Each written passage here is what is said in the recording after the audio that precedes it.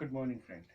आज फिर एक नया एक्सरसाइज आपके सामने, हिस्ट्री का, 9th क्लास का। फ्रांस की क्रांति, इंग्लिश में जिसको फ्रेंच रेवोल्यूशन कहते हैं। रेवोल्यूशन आपको पता ही है, क्रांति होती है। फ्रांस में भी एक बहुत बड़ी क्रांति हुई थी जिसने पूरी दुनिया का सिस्टम बदल दिया। वो राजतंत्र से हटा के लोकतंत्र की तरफ ले गया। तो उसकी एक छोटी सी कहानी जो 9th क्लास के चैप्टर में जितना एक्सप्लेन किया गया है उसके बारे में थोड़ा सा बात करते हैं। बताते हैं आपको कि किस तरीके से फ्रांस आगे बढ़ा, किस तरीके से किंग लुइस ने स्टेप्स उठाए, जनता क्यों गुस्सा हुई, कैसे फ्रांस की जनता को डेमोक्रेसी की सोच है। ठीक है, चलते हैं बोर्ड की तरफ and after that we will start the discussion according to the chapter.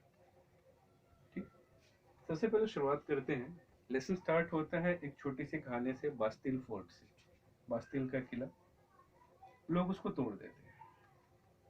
अफवाह ऐसे उड़ती है कि बास्तिल, जो कि फ्रांस के लोगों के लिए एक मतलब बहुत ही बुरा मार्क था, क्योंकि फ्रांस की जनता राजा से प्यार नहीं करती थी, राजा को अच्छा नहीं समझती थी, और बास्तिल राजा के लिए इंपॉर्टेंट ये किला था। वो अपनी विक्ट्री के रूप में उसको मानता था। तो जब जनता राजा से नाराज हो जाती है और उसको ऐसा लगता है कि नहीं भाई, हमारा राजा अच्छा नहीं है, हमारे लिए काम नहीं कर रहा, तो उसका हर एक चीज से जिस पे राजा को प्राउड हो तो उसका अगेंस्ट हो जाता है। तो बास्तिल के साथ भी ऐसे ही था। फ्रांस की जनता भूख गरीबी से परेशान, सरकार, राजा कुछ करने के लिए तैयार नहीं। ऊपर से एक अफवाह उड़ती है कि राजा ने आदेश दे दिया है कि वो उसने अपने सैनिकों को भेजा है कि जाओ और जाके फ्रांस की जनता को मारो, ओपन फायर कर दो।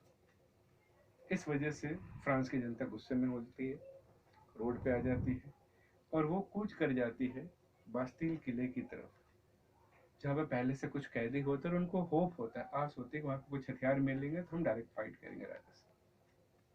और वहाँ पे कुछ ज़्यादा हथियार नहीं होते, थोड़े से हथियार होते, 7-8 सैनिक होते हैं, उनको मार दिया जाता है, और 4-5-6 कैदी होते हैं, उनको भगा दिया जाता है। और उन थोड़े से हथियार को लेके जनता रोड पे आ जाती है। तो बात होती है इस चीज की कि आखिर ये सिचुएशन आई क्यों, आज जनता फ्रांस के राजा के खिलाफ क्यों हुई। ठीक है, तो उसकी एक बहुत बड़ी कहानी है, बात करेंगे उसके बारे में। तो जनता ने क्या किया, बास्तिल के किले से हथियार लूट लिए, बास्तिल के किले को तोड़ दिया, तहस नहस हटा दिया, और उसकी एक एक ईंट को मार्केट में बेच दिया। जैसे हमारे यहाँ पर राम मंदिर में हुआ था, जब बाबरी मस्जिद की ईंट गायब हो गई थी, वही कहानी वहां पे की गई। ये तो अभी हुआ, वो तो बहुत पहले हुआ था। फ्रांस की क्रांति वाला, राम मंदिर वाला करेंट है, तो हम उस मुद्दे पे नहीं जाएंगे। Coming on back to the point, बात करते हैं सबसे पहले फ्रांस की सोसाइटी की। फ्रांस की society was divided into 3 parts, 3 states कह सकते हैं। First state, second state, third state. तो पहले वर्ग में पादरी हुआ करते थे, दूसरे वर्ग में नोबल लोग, राजा राजसी परिवार से बिलोंग करने वाले लोग होते थे, तीसरे वाले में बेचारे गरीब जनता होती थी। इनके अलावा जो भी बच जाते थे थर्ड स्टेट में आ जाते, जिसमें छोटे मोटे उद्योगपति, बिजनेसमैन, बढ़ई, लोहार, डेली वेजेस वाले मजदूर, दिहाड़ी मजदूर, और पता नहीं कौन कौन से। टैक्स केवल थर्ड स्टेट देता था, पहले स्टेट को कोई टैक्स नहीं देना था, दूसरे स्टेट को कोई टैक्स नहीं देना था, टैक्स देता था तो केवल और केवल थर्ड स्टेट। ये था फ्रांस का जो सिस्टम था वहां पे। फ्रांस ने अपने कॉमन एनिमी ब्रिटेन के लिए अमेरिका की मदद की थी, जिसमें फ्रांस को बहुत ज़्यादा नुकसान हुआ था, जिसकी वजह से उसका खजाना और खाली हो गया था, उस पर बहुत सारे कर्ज चढ़े थे, वॉर वाला कर्ज भी था।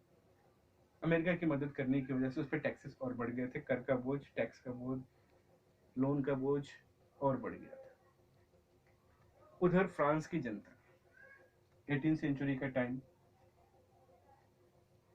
जनता परेशान, खाने को नहीं, राजा को कुछ समझ नहीं क्या करे, राजा अपनी अयाशी में व्यस्त। जनता के अंदर एक असंतोष की भावना जग रही थी, जनता कुछ ऑप्शन ढूंढ रही थी, चाह रही थी राजा के खिलाफ आवाज उठाए, पर उसको मौका नहीं मिल रहा था। तो जो थर्ड स्टेट था जो तीसरा स्टेट था, वो धीरे धीरे जहाँ पे मिडिल क्लास के लोग थे, जिसमें पढ़े लिखे लोग, doctor, professor, teacher, student, businessman, ये लोग बिजनेस करके, मेहनत करके, हार्डवर्क करके क्या कर रहे थे, अपनी पावर को बढ़ा रहे थे धीरे धीरे धीरे धीरे। राजा का ध्यान इनकी तरफ नहीं था। ही वॉज थिंकिंग कि गरीब है क्या करेंगे। पर जब शिक्षित वर्ग किसी भी देश में जागृत होता है तो पूरे सिस्टम को बदल देता है। इसलिए कहता हूँ एजुकेशन बहुत जरूरी है। गरीबी में आप जी लेंगे, पढ़ाई के बिना नहीं, ठीक? तो पढ़ना जरूरी है बच्चों। तो फ्रांस की जो जनता थी, पढ़ी लिखी जनता थी, उन्होंने अपने पावर को गेन किया, थोड़े पैसे इकट्ठे किए, रिच होते चले गए। उसके बाद एक सिचुएशन आती है जो 1614 के अंदर राजा को किसी वजह से फिर से टैक्स बढ़ाना पड़ता है। तो वह स्टेट जनरल की मीटिंग बुलाते थे। देखो, ऐसा होता था कि टैक्स बढ़ाने से पहले राजा को एक मीटिंग करनी पड़ती थी। मीटिंग में एक प्रस्ताव रखा जाता था। प्रस्ताव में अगर वो प्रस्ताव एक्सेप्ट कर लिया जाता था तो वो मीटिंग से टैक्स बढ़ाने का रास्ता साफ हो जाता था। 1614 से पहले कभी मीटिंग नहीं हुई थी। मतलब लास्ट टाइम मीटिंग तो बहुत हुई थी, बट 1614 में आखिरी बार मीटिंग हुई थी। उसके बाद 18th सेंचुरी आ गई थी, पर अभी तक कोई भी मीटिंग नहीं हुई थी।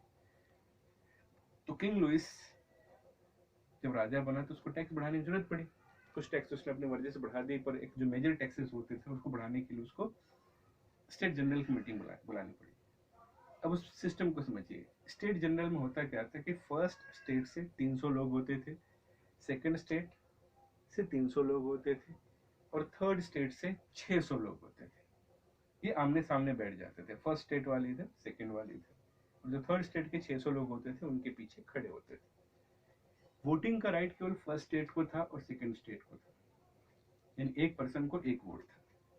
थर्ड स्टेट वालों को कोई भी राइट नहीं था कि वो वोट दे, बस वहां पे वो सुन सकते थे। Even they were not able to give और सजेस्ट देयर सेल्फ। तो उस दिन फ्रांस की किस्मत को कुछ और मंजूर था। थर्ड स्टेट वाले जो थे पावर्स तो गेन कर ही चुके थे, वो भी वहां पहुंचे।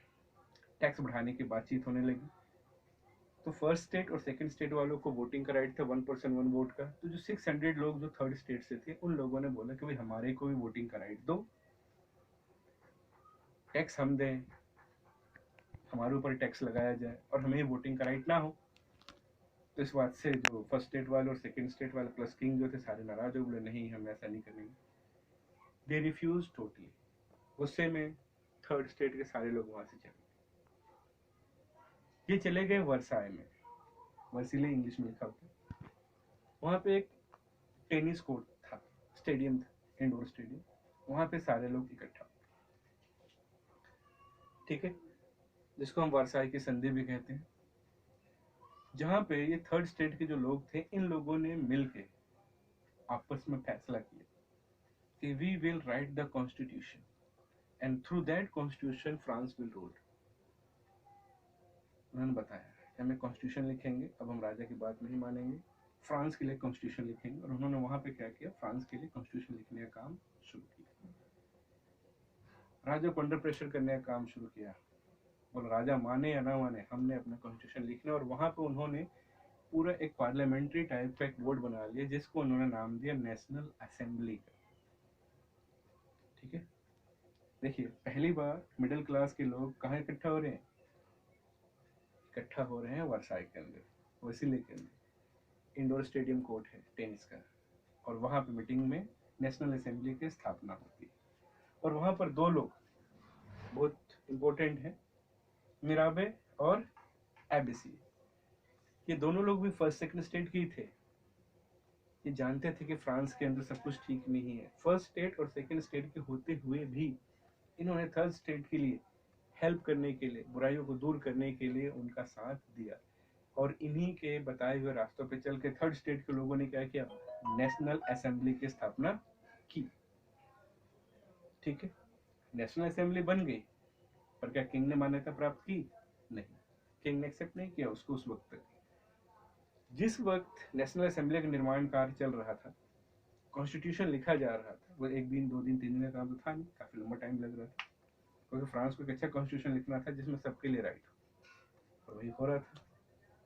तो फ्रांस ने जो कॉन्स्टिट्यूशन लिखना शुरू किया, उस वक्त देश के हालात बड़े खराब थे, चारों तरफ गरीबी थी, भूखमरी थी, सूखा पड़ जाता था, सर्दी पड़ जाती थी, गेहूं की फसल खराब हो गई, जनता के पास खाने के लिए भी नहीं था, ठीक है, जमाखोरी होती थी, और राजा इन सब चीजों को ठीक करने में असफल रहा। करप्शन इतना ज्यादा बढ़ गया कि जनता त्राहिमाम करने लगी, अपने ही देश के अंदर अपने ही राजा से उसने जुल्म करना शुरू कर दिया। तो इसके खिलाफ फिर जनता सड़कों पे आ गई। लंबी लंबी ब्रेड के लिए लाइन लगती थी, फिर भी उनको ब्रेड नहीं मिलता था, अमीर ऐश कर रहे थे। जनता रोड पे आ गई, लूटपाट करने लगी, लड़ाई झगड़े होने लगे, गरीब अमीरों के घर में घुस जाते थे, उनके सारी चीज़ों को तोड़ देते थे, जो भी खाने को मिलता, दुकानों में घुस जाते थे, स्टोर्स में घुस जाते थे, सैनिकों से लड़ाई होती थी। बड़ा ही अजीब सा माहौल था।